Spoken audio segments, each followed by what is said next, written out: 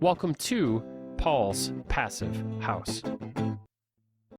So I'm back inside of this wall, and I'm paying some special attention to the loose fill insulation located in the attic. I've got a little access point here, and I know from experience that the further away I am from where the roof meets the wall, the easier it's going to be for me once I get inside to clean everything up. When I was removing all the loose fill from the main footprint of the house, just to remind you, this is the addition that I'm working on now, it took an awful lot of effort to be able to squeeze down in to where the roof met the wall. And I don't want to duplicate that discomfort.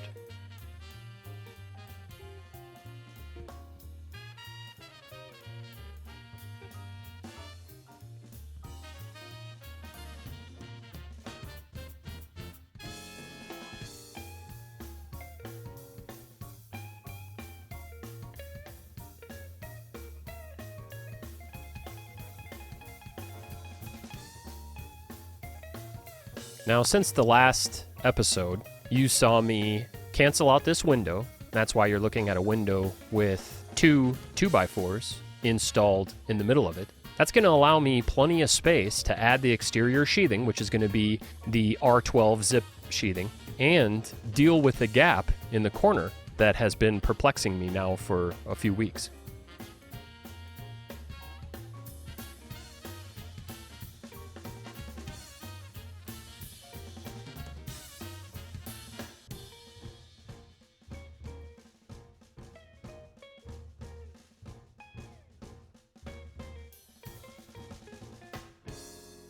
Some of you have been asking me how I plan to address the gutters and the transition from where the gutters are installed to the zip system. Right now I have some drawings. I think I have a prototype of the assembly, but I have to test it out, and you'll witness all of that. I'm going to make sure to record all of that along with the drawings.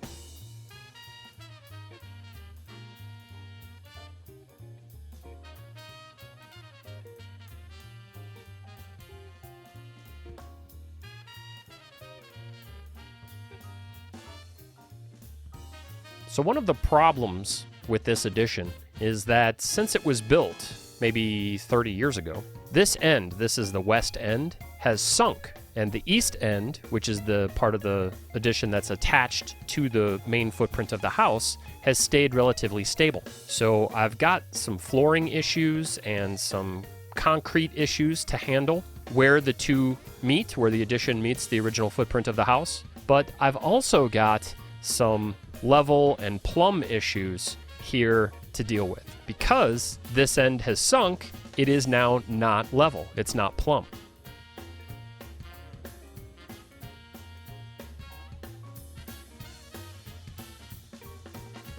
As you can see here, I have a gap in this corner that I have to address separately. When I installed the zip system on the west side of the house, that's where the sun's shining now, I lined it up with the sheathing that was originally installed. Now, I've since removed that sheathing, which has left a 1/2-inch gap. This is further exacerbated by the fact that the new sheathing is 2.5 inches thick. That includes the zip system sheathing, the OSB, and the polyiso insulation that they laminate to the underside.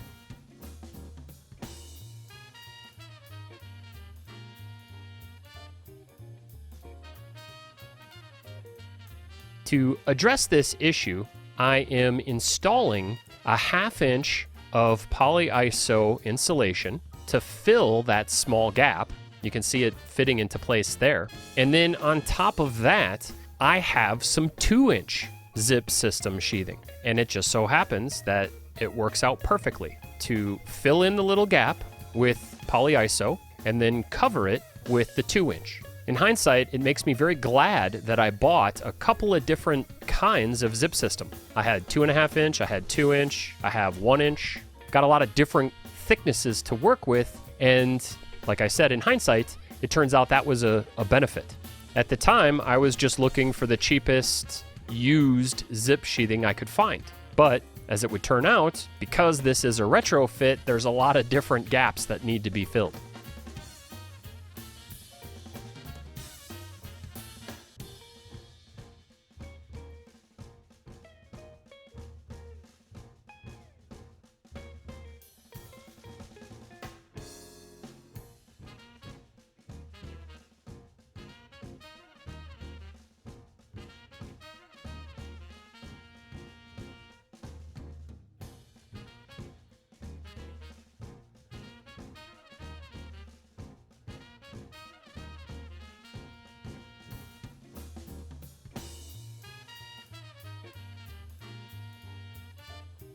As I dry fit this corner piece, you can see how nicely everything lines up.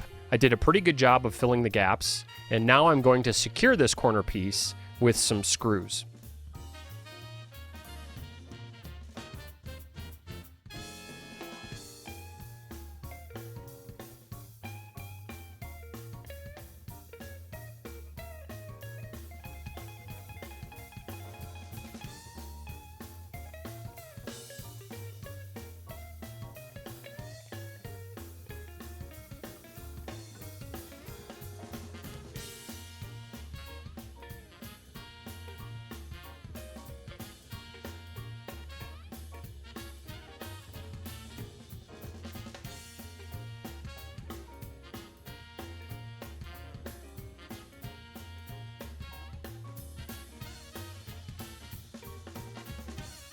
In a future episode, you'll see me taping all these seams. To address this large seam on the corner, I'm going to use the zip stretch tape.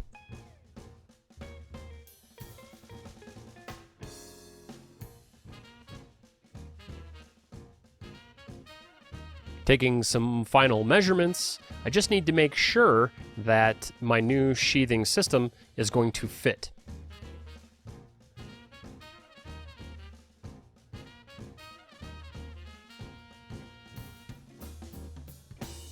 If you've been following along, then you might be familiar with my 2-hammer system. Using 2 hammers to remove nails out of sheathing turned out to be incredibly efficient and a useful technique. I highly recommend it to those of you that have a project like this in your near future. Much better than using saws to cut off this sheathing. The 2-hammer technique keeps dust down, it's fast, it's efficient, and it works really well.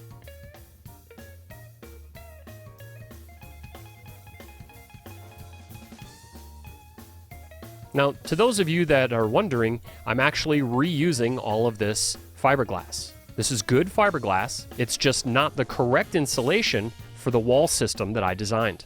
The wall system I designed requires mineral wool, so I'm replacing the fiberglass with mineral wool. But I'm going to be reusing this fiberglass in the attic.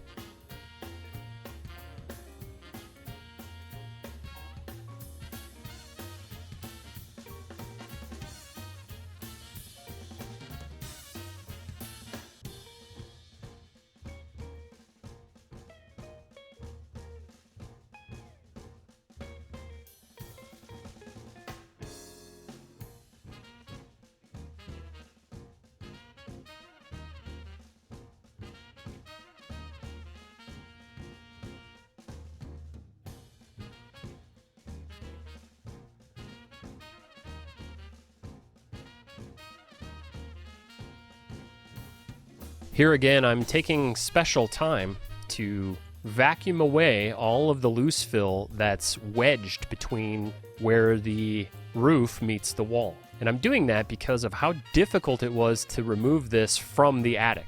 Now, removing this insulation by vacuuming it out is actually very expensive. Vacuum bags only last a few seconds, as you probably noticed, before they get full, and they're about $7 each, which is less than ideal. But at this time during the retrofit, I wasn't exactly sure how I was going to remove all of the loose fill that's located in the attic of this addition. So it was a better option for me to save my back and neck, potentially, in the future, to vacuum it out now.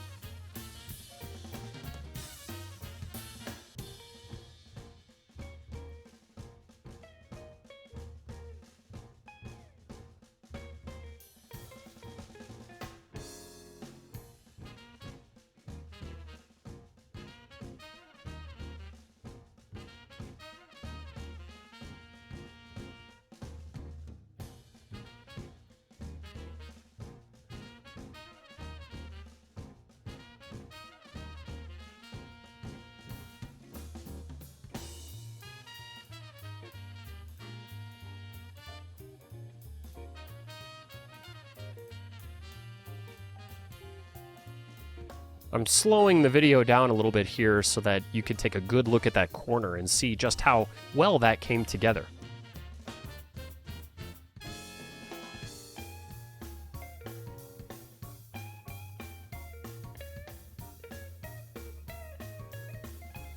Because this addition is sinking on one side, or it has sunk or settled, all of these zip system sheathing pieces have to be installed so that there's a slight gap in the bottom right-hand corner of the sheathing. That gap will later be filled with zip system liquid flashing, but it's more important to get these plumb than it is to have no gap at the bottom.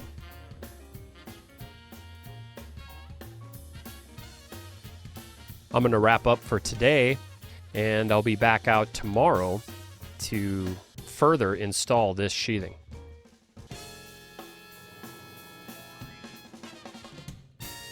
If you'd like a free energy efficiency consultation, please email me at paulspassivehouse@gmail.com.